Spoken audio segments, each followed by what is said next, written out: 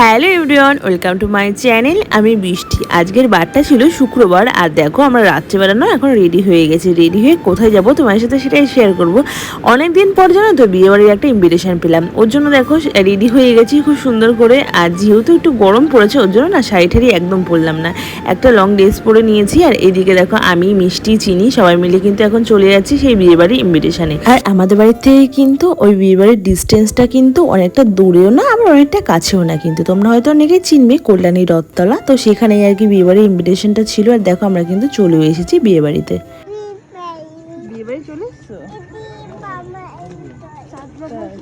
তারপরে তো বিয়ে বাড়িতে ঢুকে প্রথমে গিফটটা দিয়ে তারপরে দেখো চলে এলাম কিন্তু এখানে স্টলের কাছে। আর স্টলের এখানে না অনেক রকম কিন্তু স্টার্টার ছিল, সেখান থেকে কিন্তু মিষ্টি প্রথমে হচ্ছে চিকেন পকোড়া নিয়ে নিল, আর আমি এদিকে হচ্ছে ক্রিসপি বেবিকর্নটা আর কি নিয়ে নিলাম। তো চলো এটা আর কি খেয়ে নিই, দেখি কেমন আর কি খেতে হয়েছে। আর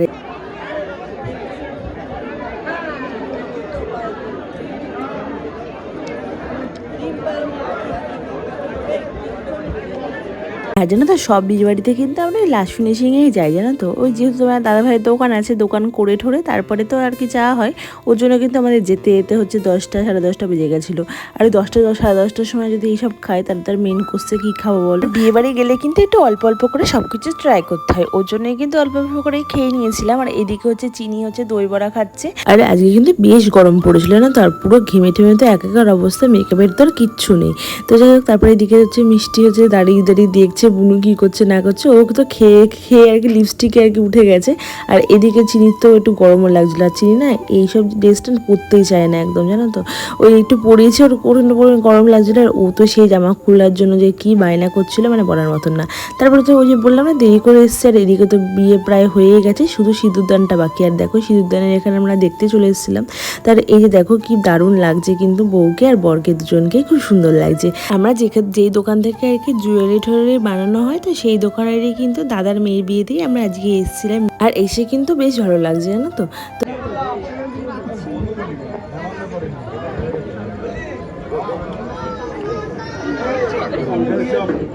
তারপরে একটুখানি বিয়ে দেখে দেখো আবার চলে আসলাম একটা দই বড়া নিতে। চিনি বলছে কি দই খাবে, দই খাবে বলতে ওদিকে হচ্ছে কারোর হাতে মনে হয় আইসক্রিমের বাটি দেখেছে, তো সেটা দেখে আর কি বলতে দই খাওয়ার কথা বলেছে। আসলে ও তো না আইসক্রিম এখন খায় না, জানো তো।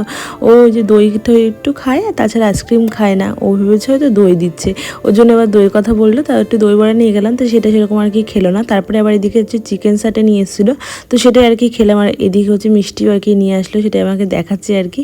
তো চলো চিকেন সাটাটা খেয়ে নিই। আসলে একটু একটু করে খাচ্ছি, একটু একটু করে ঘুরছি, অনেকটাই রাত হয়ে গেছে। এই একটুখানি খেয়ে তারপরে চলে যাবো হচ্ছে মেন কোর্সে। তো চলো তোমাকে দেখাবো আজকে বিয়ে বাড়িতে আমরা কী কী খেলাম। আর এদিকে তোমার দাদা ভাইও আর কি খাচ্ছে, একটু ভিডিও নিলাম। আর কি খাবার মিষ্টি আর মিষ্টির মামা কিন্তু চিন্তায় পড়ে গেছে, এত কিছু স্টার্টার খেয়ে তারপরে যে মেন কোর্সে যে এত কিছু আছে ওগুলো কি করে খাবে, দুজনেই আর কি চিন্তায় পড়ে গেছে। তো তারপরে এদিকে চিনি আবার একটু মেনু কার্ড পড়ছে, একটু আমি হেল্প করছিলাম।